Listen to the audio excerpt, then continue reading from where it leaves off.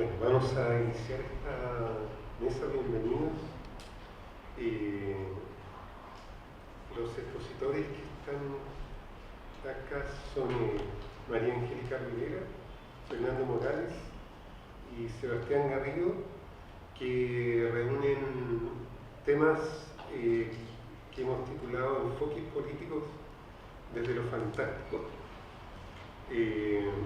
Vamos a comenzar con la ponencia de María Angélica.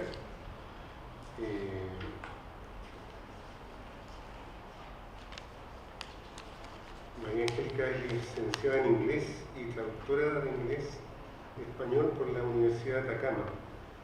Actualmente es estudiante del Magíster en Letras de la Pontificia Universidad Católica y fue ponencista también en el Dibujos que Hablan 4. Su título es Yo defiendo la verdad, la justicia y la bandera. Análisis sobre la configuración del superhéroe negro en Chile. Muchas gracias. Gracias por venir hoy.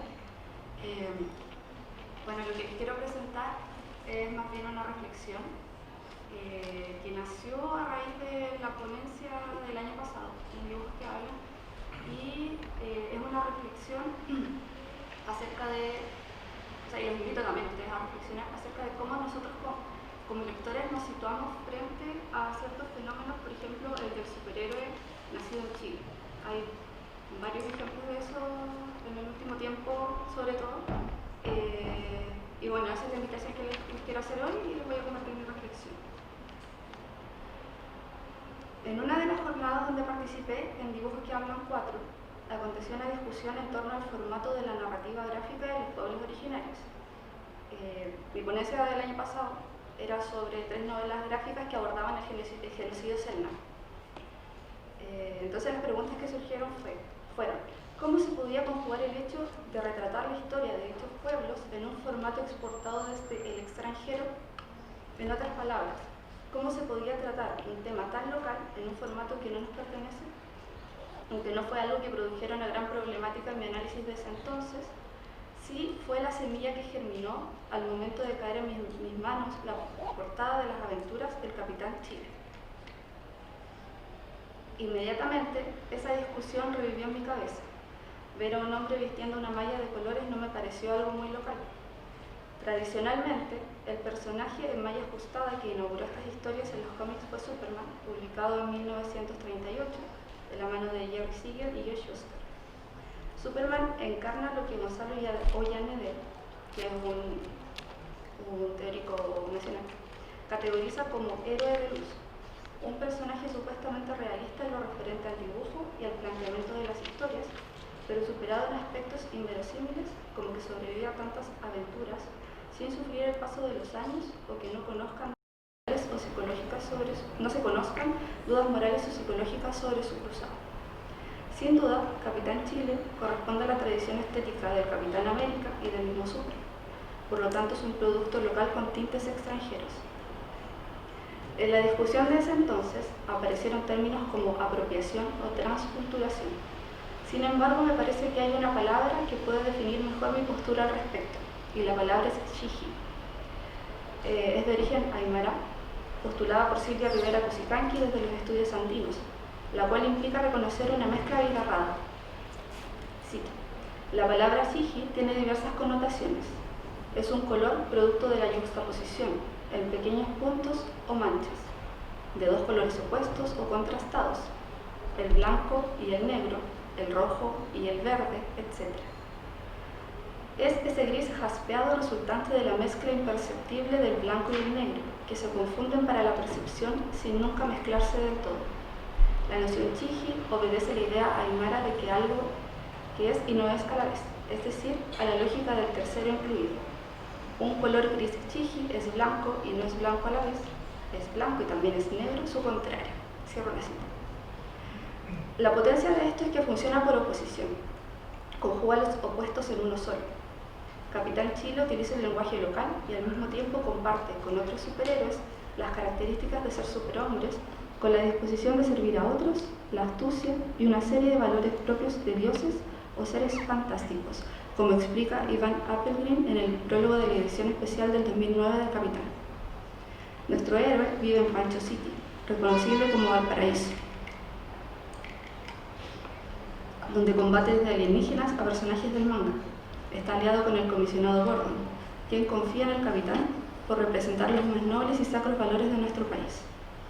Es que el héroe de luz acata el mandato de sus superiores cuya autoridad considera incuestionable. Algunas de las historias del Capi se desarrollan en el Chile de la Revolución Pingüina, separando las revueltas entre carabineros y estudiantes.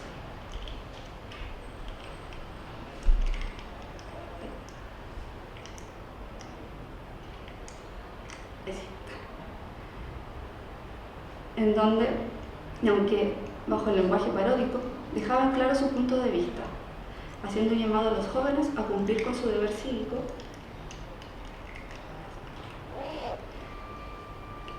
que eso era lo que el país esperaba de ellos, y que además si la derecha volvía a gobernar, todas las cosas anteriores habrían pasado.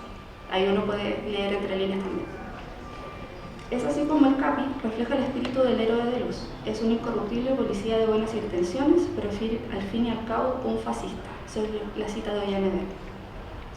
Por supuesto, luego de su discurso, los manifestantes demuestran su desacuerdo arrojando los restos de barricadas, botellas y neumáticos quemados. La historieta muestra el reflejo de un país ampliamente descontento política y socialmente, graficando manifestaciones masivas, en donde carabineros atacan con violencia y el pueblo no duda en defenderse, en donde los noticieros mienten y los periodistas son títeres de algo más. Estamos hablando de publicaciones entre el 2005 y el 2009, y sin embargo hace mucho sentido tomando en cuenta el reciente estallido social. Lo que se percibe en las aventuras del Capitán Chile corresponde a una disconformidad que se viene arrastrando desde ese entonces, en donde el Capi actúa como el paladín que podría frenar el conflicto, mas no llegar a un acuerdo en donde se consideran los petitorios y exigencias del pueblo, porque lo que prima en sus valores es lo que se observa en su consigna. Perdón, que me cuesta apretar. Bueno, la consigna es orden y patria, ese es mi lema, Capitán Chile, ese yo soy. Yo sé que a todos nos suena familiares.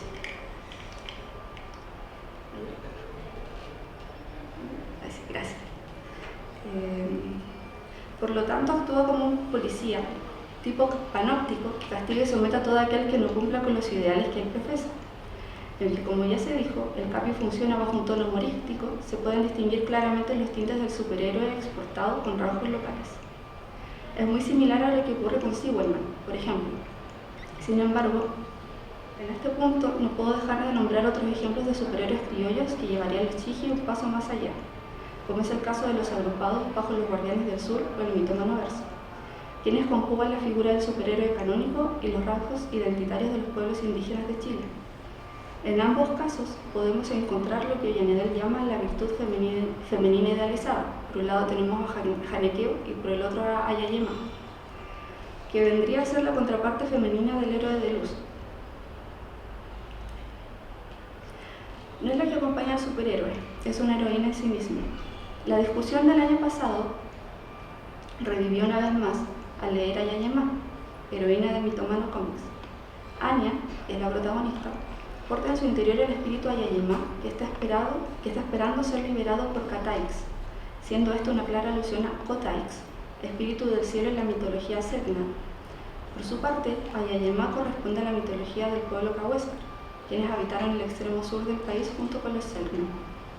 El personaje de Anya representa la esencia de Lucigi. Es una mujer chilena de ascendencia Selknam, adoptada por padres europeos, en donde todo esto se puede detectar puntualmente en su conjunto. Es importante señalar que Yayema también es el nombre de una obra de teatro estrenada en 1964, cuyo argumento se centra en Lautaro Edén Wellington, quien, según la reseña del sitio Memoria Chilena, se presenta como una figura de mediación entre las culturas indígena y blanca, pues conjuga la nobleza y el apego a la tierra de los nativos y la educación de la civilización. Eso es lo que la cita del sitio. Anya, por su parte, entiende que ha crecido en un ambiente otro, pero está plenamente consciente de su linaje indígena. Sin embargo, en el primer arco argumental, donde conocemos su historia, Cataix la menosprecia, diciéndole: tú ni siquiera perteneces a estas tierras.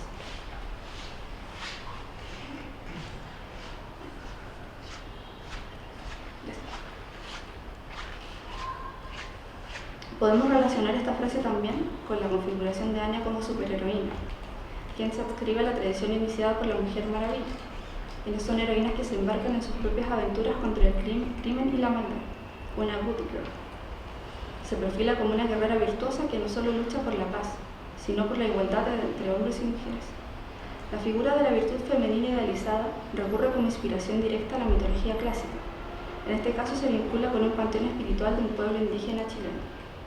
Si bien, como alega Cataix, Anya parece ser una extranjera, cuenta con el beneplácito de su abuela, que él elige para continuar con este legado, volviéndola protectora de todo este imaginario mitológico. Y es quizá esta razón por la cual los superhéroes de este tipo están sentando precedente en la narrativa gráfica chilena, para acercarnos a esta mitología que por mucho tiempo no ha sido contada. Tomando en cuenta la cantidad de superhéroes que han proliferado en Chile desde los cómics, no sería equivocado pensarlos desde la vereda de los chiji, esta mezcla jaspeada de todos los llamados mestizas y mestizos, siendo este el bagaje que nos permite contar historias a partir de lo que somos. Volviendo al debate inicial sobre cómo se podría tratar un tema local en un formato exportado, la respuesta que planteo, o más bien la reflexión proviene desde el mismo Cono Sur. No es sino aquí, en nuestro propio continente, donde podríamos entender la naturaleza del abigarrado para así desarrollar problemáticas y crear personajes que reflejen nuestra esencia sin negar cómo nos configuramos nosotros mismos. Gracias.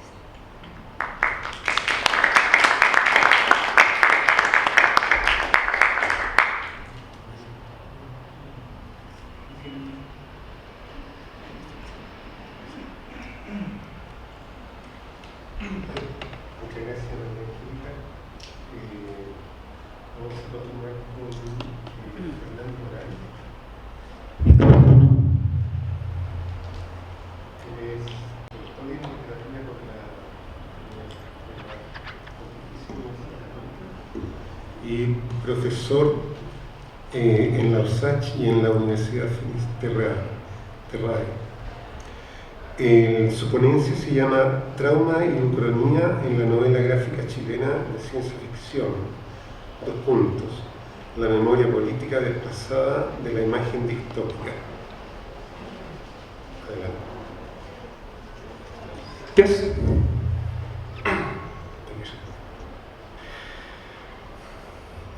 La ciencia ficción, ¿se escucha bien? No, muy fuerte.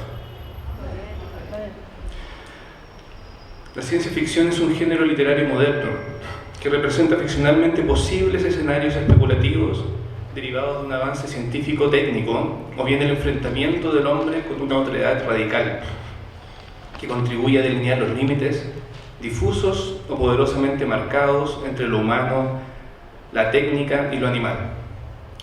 Debido a estas características generales, este género ejecuta una aproximación problemática a temáticas de dimensiones políticas, tanto en lo social como en lo individual, de tal modo que es posible postular a la ciencia ficción como una de las formas del pensamiento político contemporáneo, y cuyo ámbito de reflexión, basado en lo posible, en el ser como potencia, son las interconexiones entre individuo y sociedad, entre el ser humano y tecnología. Disculpen, no estaba en el título de la ponencia. Es una exposición sobre 3 novelas gráficas de ciencia ficción en las cuales yo leo una estrategia en la retórica de la imagen como ucronía, ¿sí? La estrategia como ucronía no está en el ámbito del argumento, sino es expresada en el ámbito de la retórica de las imágenes, ¿sí? ¿Cuáles son las 3 novelas? Edem, Policía del Karma, El Informe de Tunguska. ¿Sí? Continúo, disculpen. Esta exposición se circunscribe a la novela gráfica chilena de ciencia ficción y la intención de elaborar un catastro de sus cualidades compartidas.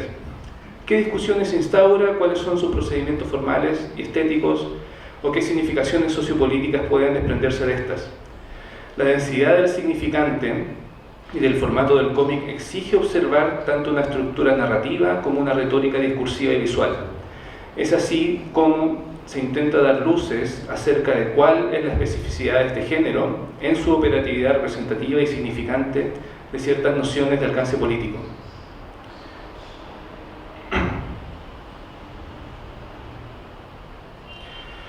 La ciencia ficción chilena, esto es lo que estoy postulando, la ciencia ficción chilena en la narrativa visual se expresa principalmente a través de la estrategia narrativa de la ucronía o historia alterna, y además ejecuta un gesto específico, predomina un fenómeno que podría denominarse ucronía invertida.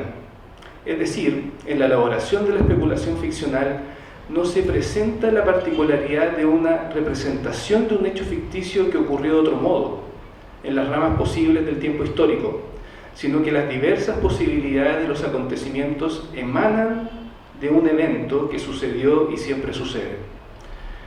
Acá me permito explicar algo. ¿Por qué es una ucronía invertida? Cuando pensamos en el género de la ucronía, para ejemplificar, dos de las ucronías más eminentes en el ámbito de la ciencia ficción también son El hombre en el castillo de Philip Dick, no sé si lo conocerán, y Watchmen de Alan Moore. ¿En qué consiste este procedimiento ucrónico? En El hombre en el castillo de Philip Dick hay una Alemania y un Japón que vencen la Segunda Guerra, ¿sí? Ese es el evento que cambia.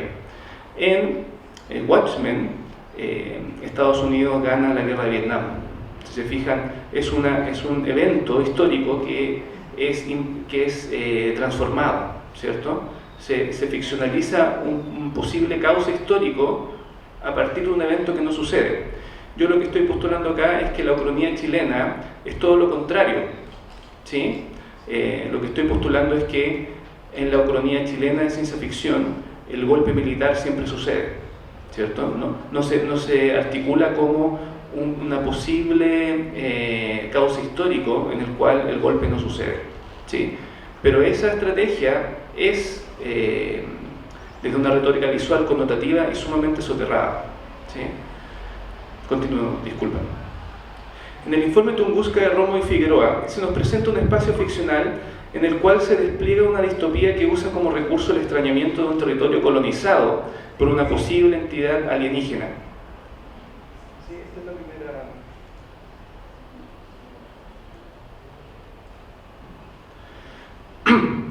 El motivo de la zona o territorio afectado por un suceso que provoca una anormalidad o disrupción en la continuidad espacio-temporal es recurrente en la ciencia ficción. Uno de los ejemplos más insignes es Picnic junto al camino, de los hermanos Strugatsky, o en su versión fílmica, Stalker, de Andrei Tarkovsky. A través de la composición de las imágenes se expresa un lenguaje visual que nos produce una familiaridad con el estilo pictórico del expresionismo de inicios del siglo XX, por un lado, y con los estilos cromáticos de la propaganda soviética por otro.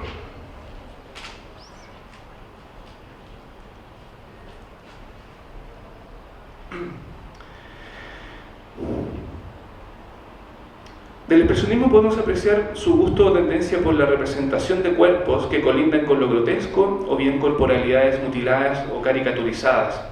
Del arte de la propaganda soviética se asocia a un imaginario de la composición de colores que articula como centro al rojo y un contenido político de la imagen. La composición visual del color del cómic se estructura principalmente con los colores rojo, negro y blanco. Estas alusiones, reminiscencias de los estilos, tendrán una funcionalidad dentro del sistema de elementos que conforman el texto. La rememoración de un estilo asociado a la potencialidad de representar cuerpos de una forma singular y una alusión indirecta a los regímenes totalitarios. Además, en el registro de la imagen se aprecia un interés en señalar una emblemática, ¿sí? Que es el caso acá de la flor. Una insignia que marca a los sujetos como una determinación de identidad o adscripción.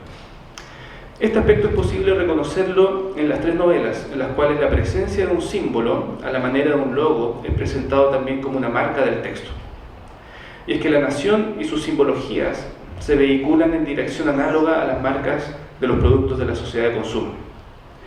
En el nivel argumental del discurso de la novela gráfica se recrea una situación de confinamiento, de extrema represión en un espacio violentado por la fuerza militar, como un estado de excepción que tiene reminiscencias inmediatas al imaginario dictatorial, cargándolo de imágenes que resuenan en el imaginario colectivo de la memoria.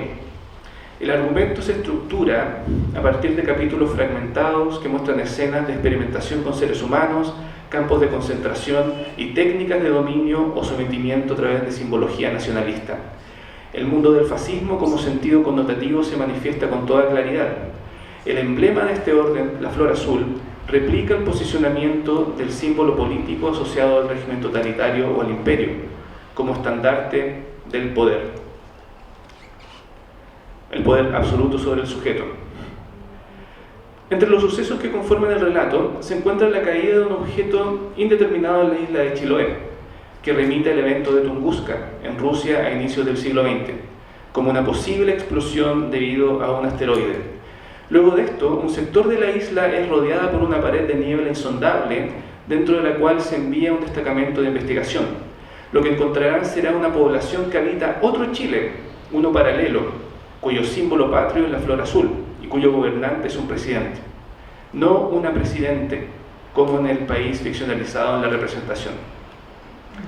Los elementos visuales de la novela ejecutan aquí una complementación de su argumento, o más bien potencian la apertura de una lectura alternativa a través de la imagen connotada, que desde su nivel textual no alude a una dimensión histórica. Lo no dicho en el texto se posibilita por la manifestación elocuente, pero muda, de la imagen, y esta no se presenta en un plano o perspectiva principal. Por esta razón se puede plantear que la retórica de la visualidad entronca con un nivel del relato agazapado, que es puesto en el lenguaje o código connotativo de las imágenes y articulan por medio de pistas y fragmentos una significación de universo paralelo o historia alterna. ¿Sí? Entonces, los exploradores llegan a este otro Chile, y resulta que en este otro Chile hay campos de concentración, o por ejemplo se señala esto, no sé si que ustedes tendrán a qué refieren, ¿cierto? Señálelos desde partes presentes en nuestra sociedad. ¿Sí? Es decir, se trabaja con el género de la ciencia ficción, pero es una ciencia ficción que trabaja la alternancia del tiempo a partir de íconos de la memoria. ¿Sí? Entonces, lo que nos habla esta novela es que, por más que se exprese una ficción articulada a partir de una historia alterna, ¿cierto? En esa historia alterna, de todos modos, el golpe sucede. ¿Sí? O por ejemplo esta. ¿Sí? Es bastante elocuente, ¿cierto? Y esa elocuencia se da en los signos de la imagen, ¿cierto? En la dimensión simbólica connotativa de la imagen. Esto basado en la retórica de la imagen de Barthes, ¿cierto? Que dice que la imagen connotada es la que establece el código, ¿cierto? La imagen denotada no establece un código, ¿sí? Bueno, me quedan pocos minutos, así que voy a pasar a Policía del Karma. Y como en Policía del Karma se produce también esta estrategia narrativa, pero no en el ámbito del texto, sino que es en el ámbito de la imagen. Y no es una imagen explícita, sino que es una imagen que suele presentarse de fondo, ¿cierto? ¿Qué es lo que llama más la atención en Policía del Karma? Que también es una distopía, que la estructura o la estrategia de ucronía o historia alterna tampoco se presenta de una forma explícita, sino que las señales las dan las imágenes. ¿Sí? Acá hay una policía que persigue a los delincuentes a través del tiempo, a través de sus distintas reencarnaciones. ¿Sí? Sumamente marcados también en sus cuerpos, ¿cierto? Con insignias, con marcas.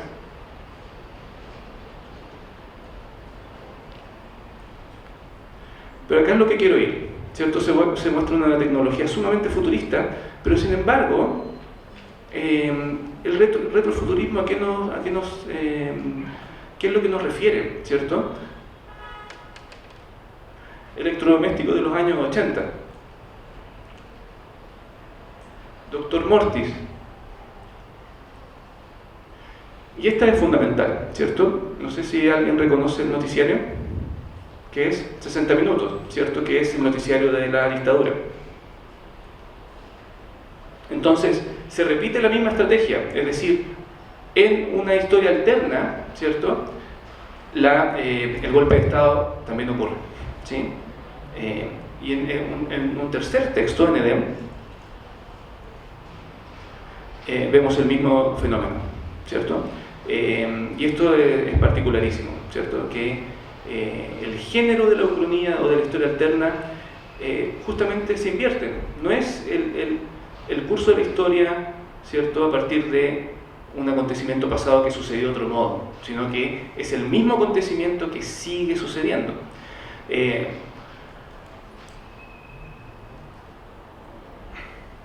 tensiones, ¿cierto? Un mundo paralelo, ¿cierto?, que establece ciertos vínculos con esta realidad política, ¿sí?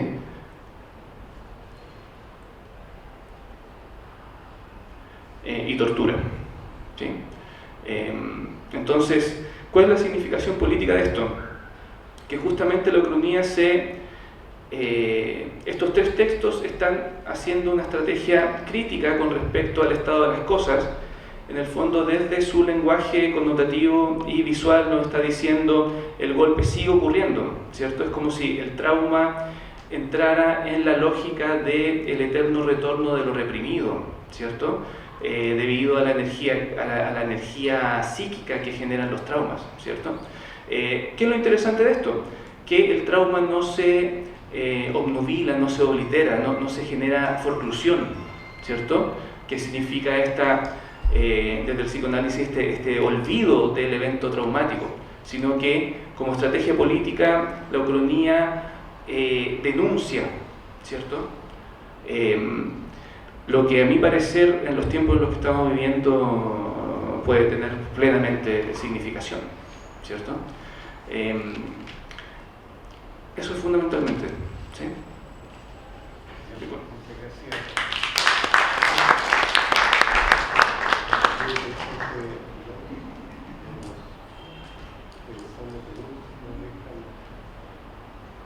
Que hemos visto.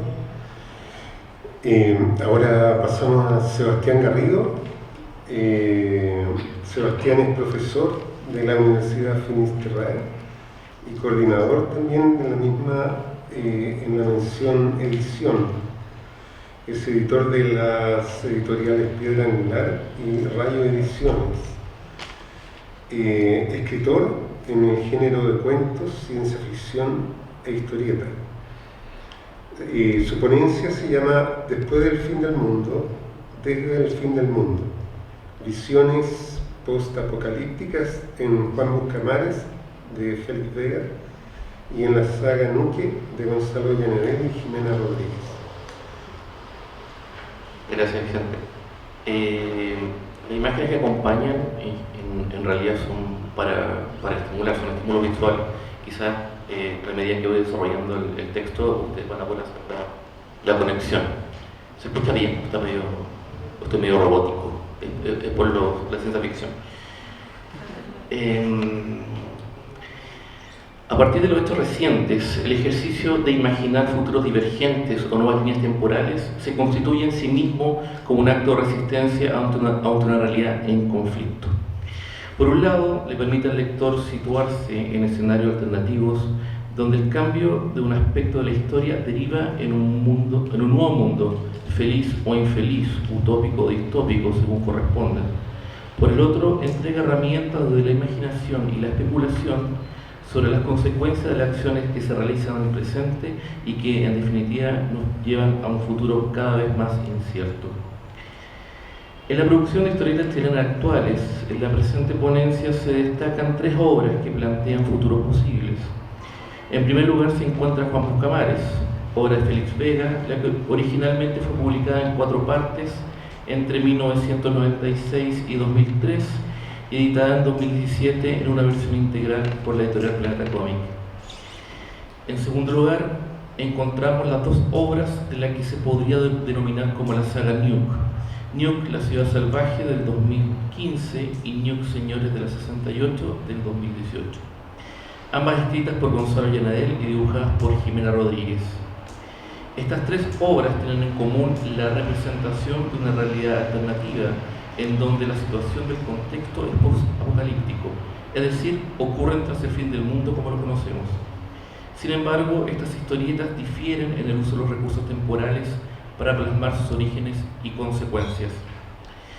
En cuanto a Juan Buscamares, la representación del futuro tiene matices místicos, con una fuerte presencia del discurso ecologista, el cual atribuye a la acción del ser humano el desequilibrio que desencadena una radical escasez de recursos naturales. Este mundo posible, muy en tono con los efectos del cambio climático que nos afectan en la actualidad, muestra un espacio inicial consumido por la sequía. En la formulación de la historia, las causas de esta catástrofe se remontan al pasado lejano y puntualmente se concretan en el periodo de la conquista de América. De esta forma se conjugan depredación de la naturaleza, evangelización o imposición cultural y la violencia patriarcal europea sobre el cuerpo femenino americano en la conformación del arquetipo del hombre postcolombino. Juan Buscamares es un mestizo y también es un migrante. Su historia se desarrolla en la transhumancia en distintos planos de la realidad y en distintas realidades, en distintos tiempos.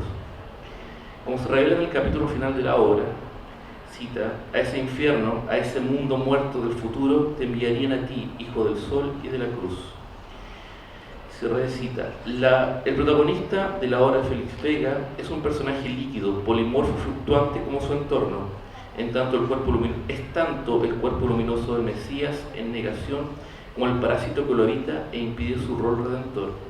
Por otra parte, es tanto el pequeño príncipe de una lectura de infancia como la representación de la ira de Dios, la mano roja derecha mencionada en El paraíso perdido de John Milton, que trae consigo un nuevo diluvio.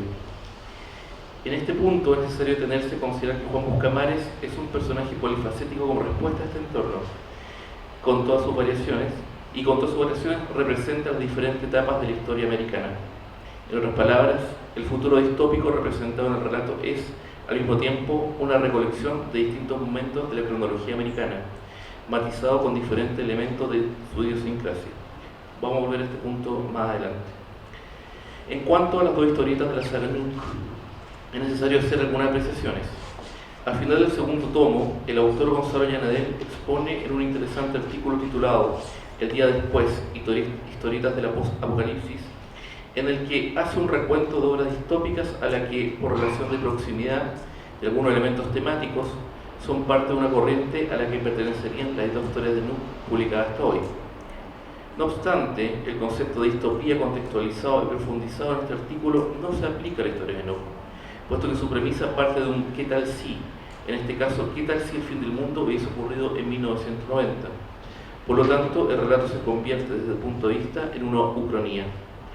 Incluso no nos presenta un futuro propiamente tal, sino un presente desde otra línea temporal, una realidad desolada por un mundo que ha colapsado tras desastres naturales y otra serie de hechos desafortunados producto de la inestabilidad mundial. Nuke, el protagonista de ambas obras, es un joven que encarna la nostalgia por el mundo pasado que fue destruido tras un terremoto de proporciones. En la primera parte de la saga, el relato gira en torno a la forma en que el protagonista lucha por sobrevivir en un Santiago post-apocalíptico. La mayoría de los habitantes abandonó Santiasco, como es descrito como el lugar que, antes del cataclismo, era la representación de la condición centralizada de la burocracia chilena. Cita: desde acá controlaban el país. Si surgía un papel y no eras de la zona, obligado a venir. El nido de los amos y sus grandes negocios. En esta cita se explicita un malestar por la concentración del poder en las manos de unos pocos afortunados, miembros de la élite económica. Esto, considerando los antecedentes, los hechos posteriores al estallido social de octubre de 2019, refleja una postura anticipatoria al desarrollo de la historia nacional. Incluso señala que la destrucción de la ciudad no se debió exclusivamente al terremoto producido por la falla de San Ramón, sino que también tuvo un componente social. Cita: así partieron los saqueos y el famoso caos que nombran los viejos, el fin de nuestra forma de vida. En el segundo tomo, Nuke, Señor del 68, se relata el viaje protagonista hacia un idealizado litoral, unas reflexiones de Nuke al final de la historia resulta más que reveladora a la luz de los acontecimientos actuales. Al referirse a las acciones de los sobrevivientes tras el fin del mundo, señala, cita, ¿qué más iban a hacer cuando su mundo se vino abajo? ¿Hubo algún obispo, algún ministro, un general que respondiera a las plegarias? Los héroes no quisieron sangrar, y el sumiso despertó de su aletargamiento. Si consideramos que el cataclismo en el mundo representado en la historieta de Nuuk ocurre en 1990, este periodo coincide casi perfectamente con los 30 años de hibernación del pueblo chileno al calor de la explotación del modelo neoliberal hasta los acontecimientos de octubre pasado. Con el fin de establecer un paralelismo entre Juan Buscamares y la historia de Nuuk, resulta pertinente analizar un aspecto en común entre las tres obras. En diferentes maneras plantean el viaje como el pilar sobre el que se construye el relato. Para esto se utilizará la figura de la carretera desde la perspectiva denotativa y figurativa, lo que permite enmarcar a esta obra dentro de otras narrativas de viaje. En esta se puede entender el movimiento de los personajes desde dos perspectivas, interna y focalizada desde la interioridad del protagonista, por lo que se constituye en historias de formación o de conformación de la personalidad, y externas, que se centran en el paisaje y en las relaciones que se establecen en estos contextos para movilizarse de un punto a otro. En el caso de Juan Buscamares, el viaje exterior se realiza por el desierto que alguna vez fue un océano. No existe más carretera que la huella que su vehículo va dejando en la arena. Los elementos que se encuentran en estos áridos parajes no solo se refieren a su propia materialidad, sino que se constituyen en metáforas de la historia de América. Por ejemplo, encontramos barcos y un submarino largamente encallados en la arena, que siguen trabados en una guerra por la soberanía de países que ya no existen. Y ante todo, fuerzas militares que están ejecutando planes de persecución y exterminio, que depredan y que acribillan a las personas en el desierto en beneficio de sus propios intereses. Se debe recordar que este desierto es una metáfora del futuro y que los personajes ubicados en este escenario son parte de las fuerzas que sobrevivieron al apocalipsis, entre las que se encuentran los fanáticos religiosos, los exploradores que transan con el agua y un grupo de relegados que viven bajo tierra, que se definen como, cita, somos la escoria más olvidada de la tierra. Resulta interesante que el desenlace de la historia es este grupo, en el desenlace de la historia, es este grupo de personajes el que finalmente alcanza la tierra prometida. En ese sentido, el viaje de Juan Buscamares también resulta en la transfiguración del personaje desde un vagabundo prácticamente amnésico hasta convertirse en el redentor del mundo. Un periplo místico que lo lleva por las diversas etapas de la construcción del héroe según el conocidísimo modelo del monomito de Campbell. Sin embargo, no es un viaje lineal.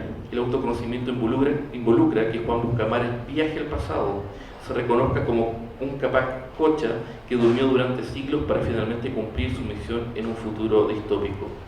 Además, considerando el mencionado modelo de Campbell, resulta pertinente señalar que tanto Juan Buscamares como Nuuk son en cierta medida crucificados, atados a vestigios del mundo anterior del apocalipsis, como forma de castigo o de purgación.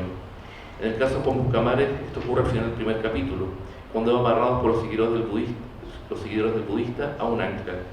En cuanto a Nuuk, su crucifixión ocurre en el segundo volumen, Señores del 68, cuando es amarrado en dos pilares que parecen ser parte de un poste de transmisión eléctrica. En ambos casos, este hecho se convierte en uno de los primeros puntos de giro de la historia y que define la posterior construcción del personaje. En la historieta de Nuuk, el viaje se puede dividir en dos etapas, correspondientes a las dos historias publicadas. En la ciudad salvaje, el protagonista se encuentra frente a una encrucijada: mantenerse en Santiago, fiel a sí mismo y sus convicciones, o abandonarlo y seguir a gente querida que se ha marchado al litoral. En este sentido, si bien se nota la influencia de relatos como los de las películas de John Carpenter, Escape de Nueva York y Escape de Los Ángeles, la perspectiva más intimista de las vivencias del protagonista los otorgan un nuevo matiz. En cuanto a las fuerzas antagonistas, es interesante la metáfora planteada por los habitantes del metro, los llamados pericotes. Estos corresponden a otros tipos de relegados, como el presente en Juan Buscamares, pero que se asemejan más a los habitantes del nuevo mundo, del nuevo orden mundial, de obras como los Morlocks, La máquina del tiempo, de H.G. Wells, los vampiros bacteriológicos de Soy leyenda, de Richard Matheson, los zombies de The Walking Dead, de Robert Kirkman, Tony Moore y Charlie Adler, o los adictos a la violencia de Cross, de Garth Ennis y Jason Burroughs. Estos pericotes representan a las formas posthumanas tras el cataclismo, básicamente motivadas por el instinto, ajenas a la moralidad y a toda forma de gobierno. Desde la perspectiva figurada permiten diversas interpretaciones, desde el individuo consumista o autoconsumista que se consume a sí mismo, hasta el depredador que considera a los humanos como otro recurso a explotar. En el segundo libro, Nuc enfrenta a los peligros que le aguardan en la destruida carretera que une Santiago con el litoral. A diferencia de la primera historia, esta se centra más en el viaje en sí y comparte con la obra de Félix Vega el tópico de la búsqueda de la tierra prometida. Es necesario notar que en ambos casos, quienes construyen la nueva sociedad son aquellos considerados como relegados en el antiguo orden mundial previo a la caída de la civilización. Y sobre todo, es necesario remarcar el importante rol de la mujer en el desenlace de las tres obras, quienes tanto denotativa como figuradamente constituyen un nuevo estado de sociedad, un matriarcado que guiará a la nueva humanidad.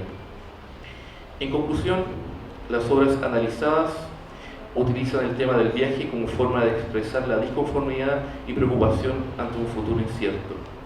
En el contexto nacional actual, este tipo de obras presenta perspectivas que fomentan la reflexión sobre la situación sociopolítica y ecológica del país, incluso anticipar escenarios que, en muchos casos, quienes deberían estar vigilantes no los vieron venir. Muchas gracias.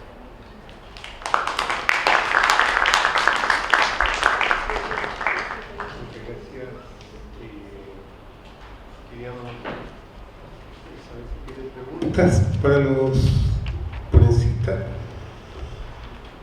Sí, Moisés.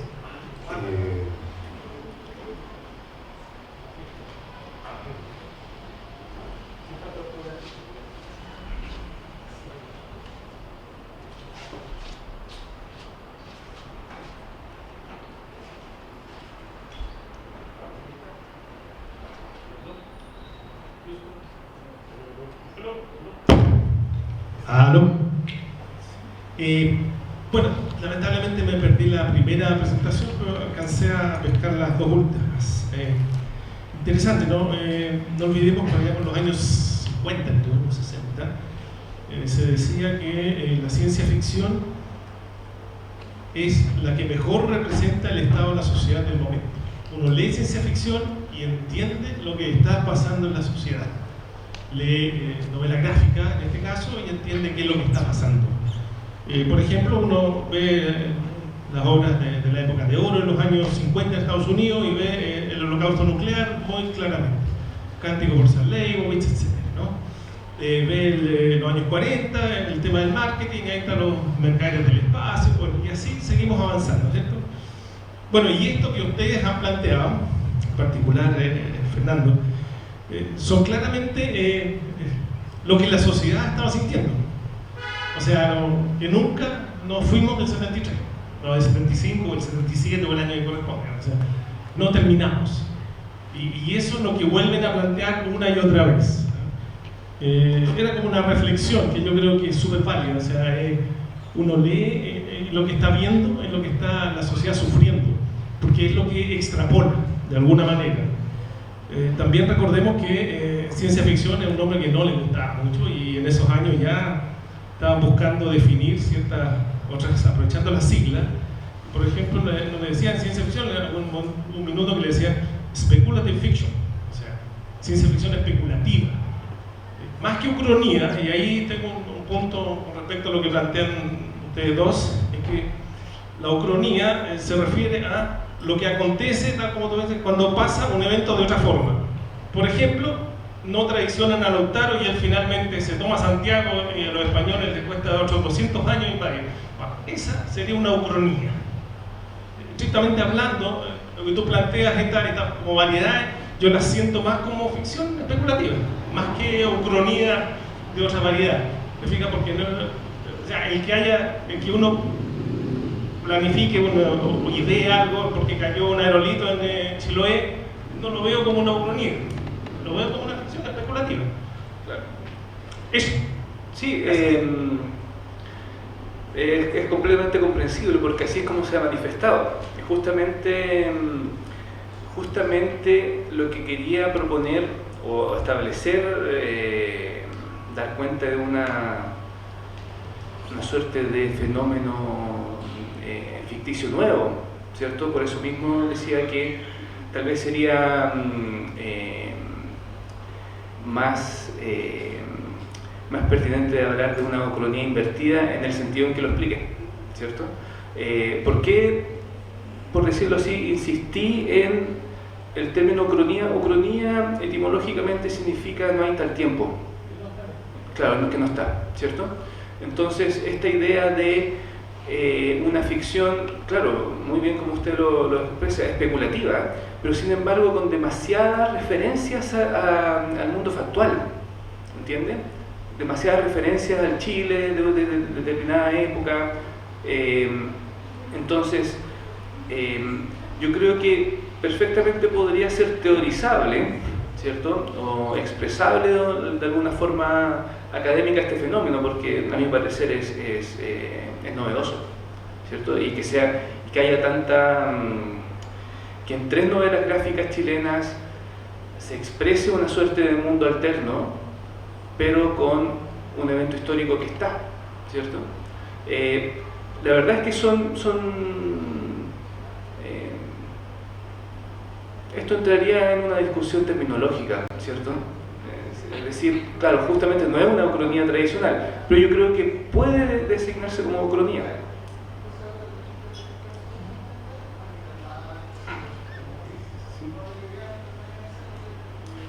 Otra pregunta, porque yo tengo una pregunta para María Angélica, que es un poco difícil de exponer, pero el fondo es sencillo.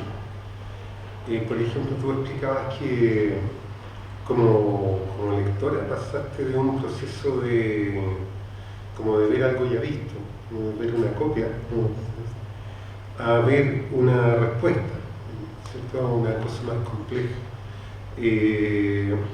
¿Es así? ¿Y cómo describirías tú el trayecto, por ejemplo, que pasa el Superman, el Capitán América, imaginándolo como que vuela hasta acá, extraído por la imaginación? Y en el trayecto, ¿qué le pasa cuando aterriza acá en nuestro mundo?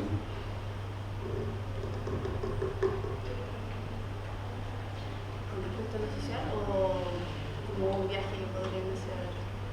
En general, como la adaptación, como la necesidad de usar, Que ellos usan nuestro móvil. no, que nosotros dibujemos superhéroes. La necesidad de nosotros dibujar superhéroes.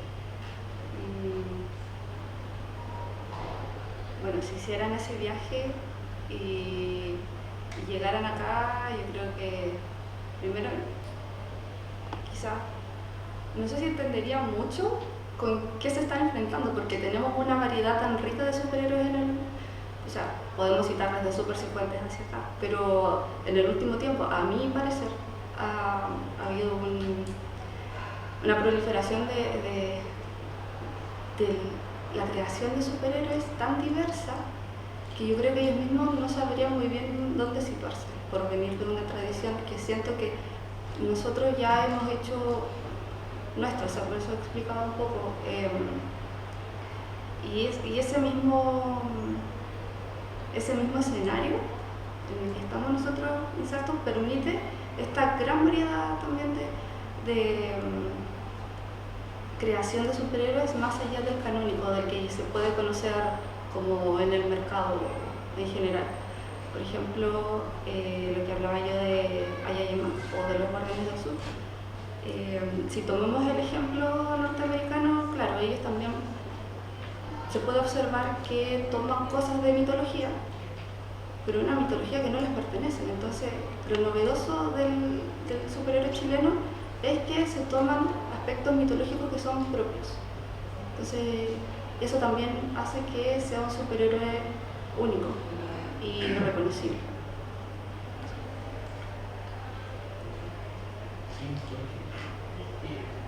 Solamente un comentario a propósito de lo último del superhéroe. No una pregunta, solamente un comentario a propósito de este capitán Chile, ¿no? Capitán Chile, que usa como lema orden y patria, ¿no? Que por supuesto es una ironía, ¿no es cierto? Y una parodia del himno de Carabinero. En las tesis, esta performance feminista, digamos, ahí hay una parodia justamente del himno de Carabineros, ¿no? Y, o sea, está bien, quería apuntar de que eso se está usando también como un elemento de ironía, cómico, que está ahí en el Capitán Chile. Y lo otro que quería decir es que es muy significativo lo que tú mostrabas de esta superheroína Selma, ¿no? Porque además es súper viviente, ¿no? De la extinción, etcétera. Y yo creo que va a ser muy recomendable retomar el tema cuando Elisa, nuestra invitada española experta en Wonder Woman, a lo mejor traer el tema nuevamente y hacer alguna comparación, algún comentario al respecto. Y bueno, muchas gracias a los tres también. Muchas gracias también por el comentario. Sí, tenemos algunas preguntas.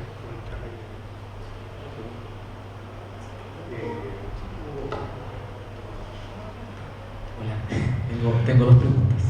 Una primero para María. Bueno, es súper interesante, igual tú tienes una postura, me la planteaste recién, pero a mí me sigue haciendo ruido, más allá de que se crean superhéroes. O sea, ¿qué pasa, por ejemplo, en Perú salió una Chola Power? Acá tenemos, bueno, los Guardianes del Sur. Entonces, ¿cómo tú lees, por ejemplo, el tema de la apropiación cultural también? Que creo que es bien interesante cómo se produce ahí, porque también a veces uno siente que efectivamente se toma todo el sustrato, por ejemplo, de la guerra de Arauco, los mapuches, pero a la vez también hay como nuevamente el modelo gringo, el modelo Marvel, por ejemplo, como que se impone, parece a veces un poco más que el contexto mismo de la guerra de Arauco, independiente de que el discurso de esos autores es como la reivindicación, ¿cierto?, del pueblo mapuche y de estos como héroes que finalmente igual han sido instalados como héroes en la historia. Y para Fernando y para Sebastián me gustaría hacer una pregunta que, tomando un poco lo que decía Moisés, que finalmente la ciencia ficción en cierto modo uno puede leer el contexto donde se está produciendo. Me gustaría que también hablaran de ficción especulativa.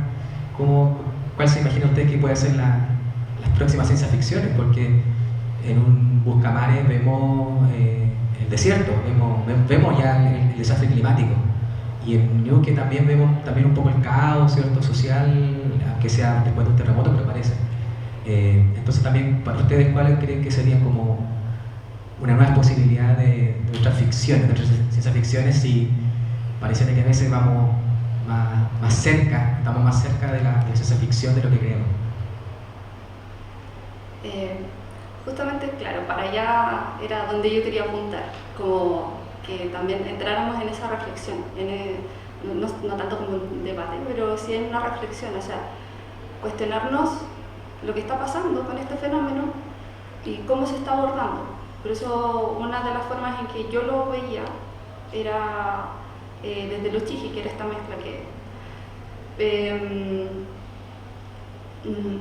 yo también en un momento tuve ese debate interno como lectora con respecto a la apropiación cultural, tomando en cuenta que antes yo venía trabajando el tema Selnam desde la novela gráfica histórica, donde hay una documentación, o sea, y bueno, también es un formato un poco, no tanto como del superhéroe norteamericano, o sea, como de ese formato tan gringo, es algo un poco más,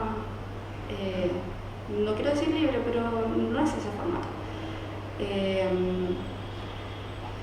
Sí se puede cuestionar claramente que hay una apropiación, pero lo interesante y que a mí también me gustaría rescatar es que son instancias para dar a conocer ciertos personajes o acercar ciertos personajes también al público, y quizás también de ahí empezar, no sé, a entender cómo fue la historia real o empezar a investigar. Por ahí también me gustaría tomarlo, en el fondo. Porque si nos quedamos en el debate de que ya es un formato que no nos pertenece, pero ¿por qué lo estamos usando con una historia local o indígena? ¿Qué pasa con eso? Una apropiación cultural. No sé, siento que el debate se va a quedar ahí. Entonces me gustaría rescatar otras cosas que nos permitieran avanzar y que nos hicieran reflexionar al respecto también. Que por eso era lo que quería plantear en el fondo también, o sea, como la misma inquietud que a mí me quedó del año pasado, que me hablaban del formato, ahora lo quería traer hacia algo un poco más, donde era mucho más visible esto, y que en cada uno se fuera generando esta reflexión. Eso.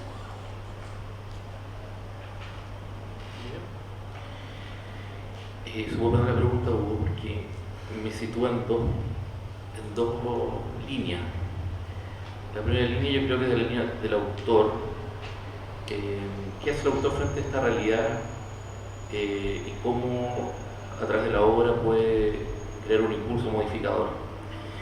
Desde la ciencia ficción tengo la impresión, puedo equivocarme, Moisés me puedes corregir completamente, que lo especulativo apunta hacia la realidad concreta, pero hacia el mejoramiento o hacia el empeoramiento radical.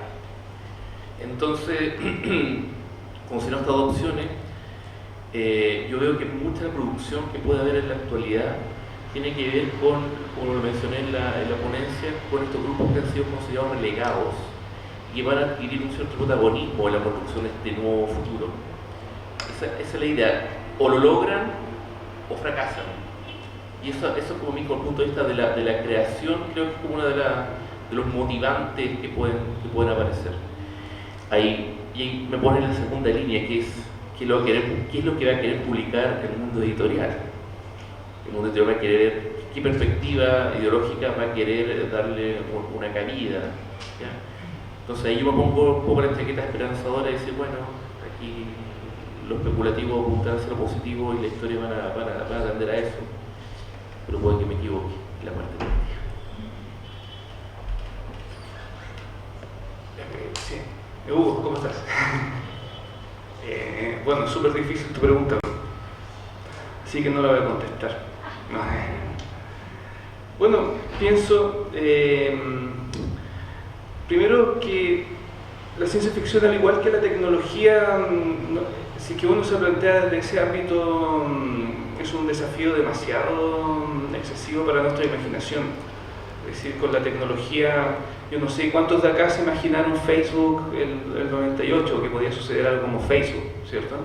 O, claro, las técnicas, más bien cómo se ha ido moldeando la subjetividad en el ámbito de lo cibernético, ¿cierto? O las implicancias de Internet en nuestra vida cotidiana. Ahora yo creo, por un lado, puede haber una ciencia ficción que va a indagar en los nuevos campos de conocimiento, ¿cierto? Que yo creo que van a ser principalmente la cuántica, nuevas tecnologías como la nanotecnología, especulativa, no sé, hay científicos que están planteando que nuestro universo es un holograma y de manera bastante seria, ¿cierto? Con artículos científicos, ¿cierto? En especulación teórica pura. Se dice hace bastante tiempo de que la ciencia ficción está en crisis, ¿cierto? Porque justamente, así como nos sorprende el avance científico y tecnológico, se cree que la realidad va a superar a la ciencia ficción. Pero la verdad es que lo que se ha demostrado es que la ciencia ficción es la que se adelanta a la realidad, ¿sí? Yo creo que puede ir por ese ámbito, estructurarse a partir de ciertas ideologías poshumanistas o del cyborg, ¿cierto? De pensar cómo el ser humano puede expandirse, ¿cierto? O mejorarse en su relación con la tecnología, o bien puede ser, como vayan los sucesos, ¿cierto? Cómo nos las vamos a ingeniar para una vida sumamente precaria, ¿cierto? Por el desastre ecológico que se supone que vendría. También hay otra rama de la ciencia ficción que es sumamente satírica, ¿cierto? Pienso en Douglas Adams o la novela de ciencia ficción de César Aira, ¿cierto? Que en el fondo es un juego, ¿cierto? Es como una parodia de del discurso de la ciencia ficción, pero aún así criticando con los métodos, ¿cierto?, y los procedimientos de la ciencia ficción. Entonces la verdad es que tu pregunta no la sé, la especulo nomás. Yo creo, para terminar, responderle a Hugo que en realidad en esta mesa en que estamos, la respuesta es que es mejor ser historiador que ser profeta. Gracias, Jorge.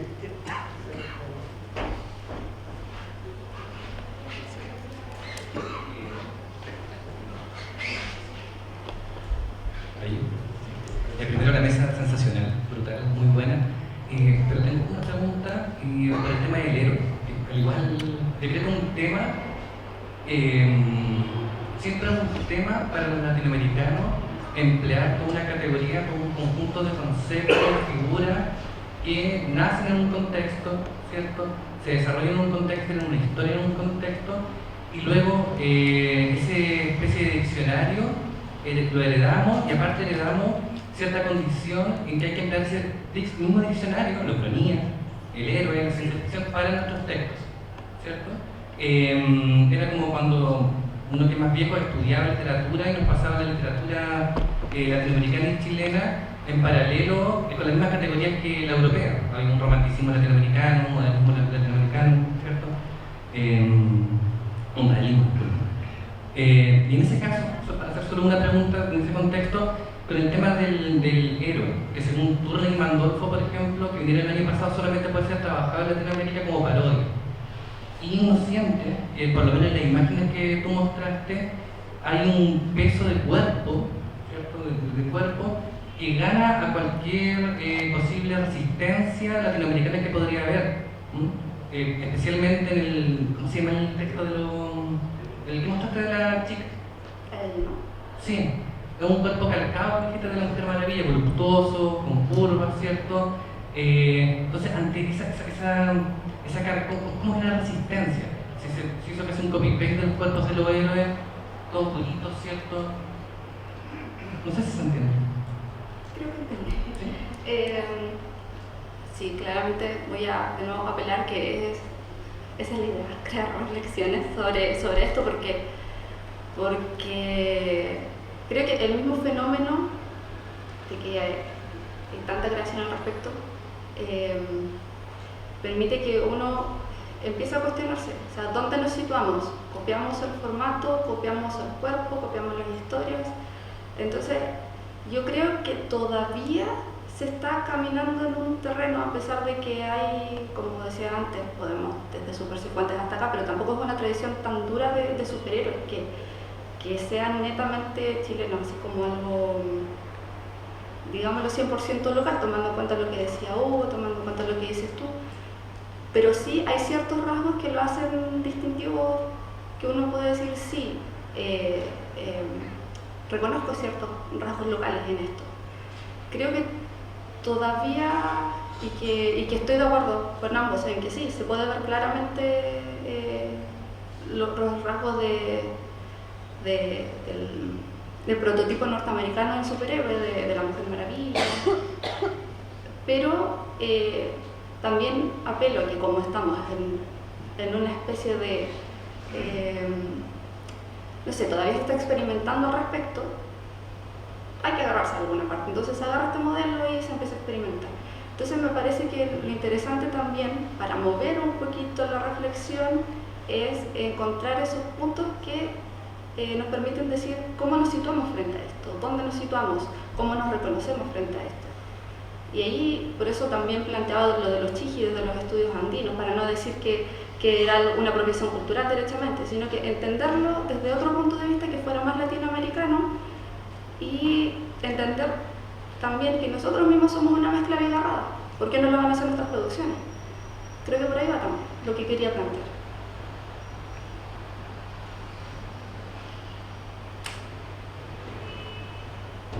¿Aló? Bueno, lo que dijo Hugo y lo que dijiste tú, muy interesante. Quería reflexionar también un poco mi reflexión. Yo creo que hay que pensar un poco en el tema del formato y de dónde se mueven las cosas. O sea, yo estoy más familiarizado con la cultura digital en el tema de los memes, como la mayoría de los memes son formatos foráneos que se adaptan a la realidad social chilena, latinoamericana, lo que sea. Entonces también hay que preguntarse un poco quiénes son la mayoría de los lectores de cómics en el mundo, quiénes son la mayoría de lectores de ciencia ficción. No somos así como nosotros los que estamos en la academia, o sea, nosotros analizamos, podemos hacer análisis como más textuales o más estéticos de las obras, pero también hay que analizarlos, creo yo, en su contexto de producción. Entonces, también yo creo que el cómic, ya que, no sé, hay nada y Los Guardianes del Sur es algo relativamente reciente, y también la ciencia ficción podría ser, creo que es un tema, y quizás ahí tú me podrías ayudar, no me acuerdo tu nombre, ya que eres escritor en ese sentido, el tema de cómo escribir y no quedarse también solamente como en algo más academitoso, de querer hacer como una ficción donde se vea claramente la realidad chilena, pero saliendo mucho del formato, o sea, o ser muy rupturista.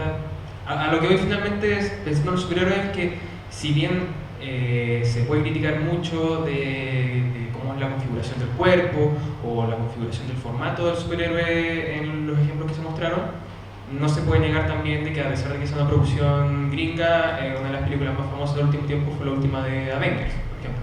Y eso tiene un impacto cultural, aunque sea acá en Chile, porque es una película muy popular que la vieron miles de personas. Entonces yo creo que también va por ahí, o sea, también quizás, y ahí puede ser una pregunta para ti, como los creadores mismos, no nosotros como pensadores de estos temas, sino que los creadores mismos también me imagino que están como en una encrucijada ahí, o sea, cómo mezclar lo propio con lo que casi que obligadamente tiene que ser el diálogo con un formato extranjero. Yo creo que en este punto entramos en una discusión tanto bizantina en lo que es la originalidad. Y para hacerla corta, de mi perspectiva, me perdonen, pero mi postura, todo se crea a partir de algo, a partir de tu carga cultural, a partir de tu experiencia, todo tiene un fundamento. Lo que sí comparto con muchos de los críticos que hablan de la apropiación cultural, en el caso de los héroes mapuche, es que no hay una clara distinción entre los géneros que están abordando. Creo que por ahí está un poco la complicación. ¿Está hablando de un género histórico o de un género superheroico? Ya, porque el género superhéroe es algo, pero nosotros sabemos que el cómic es mucho más que el tema de los superhéroes. Entonces, yo creo que la discusión se debe abordar por ahí, más que de aspectos técnicos o estéticos. ¿Qué mensaje es el que se quiere transmitir considerando la pertenencia a un género? Que también me pueden discutir el tema de los géneros, que los límites son bastante difusos, que los géneros se pueden mezclar. Tenemos que entender que en este momento, y lo comprendemos porque lo estamos viviendo, estamos en una situación bastante fluctuante en términos de lo que es la realidad y en términos de lo que es la producción artística que surge de esta realidad. Entonces, no podemos dar respuestas así como categóricas a que esto es así o no. Nos encanta dar esas respuestas categóricas, pero yo creo que, como lo plantea Marina, esto debe apuntar más que una respuesta final a una reflexión.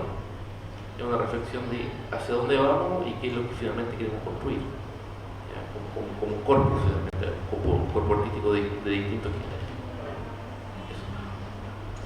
géneros. Muchas gracias, Sebastián, Fernando y María Angélica. Yo también quería hacer más preguntas, pero no podemos.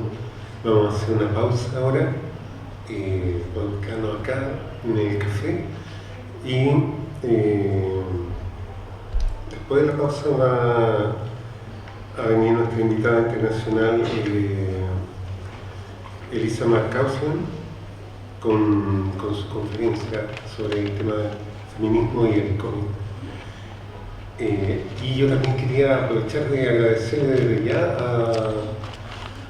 a Nora, a Fabián, a toda la gente de la USACH que está trabajando y haciendo posible esto, que yo los veo muy exigidos y le agradezco mucho.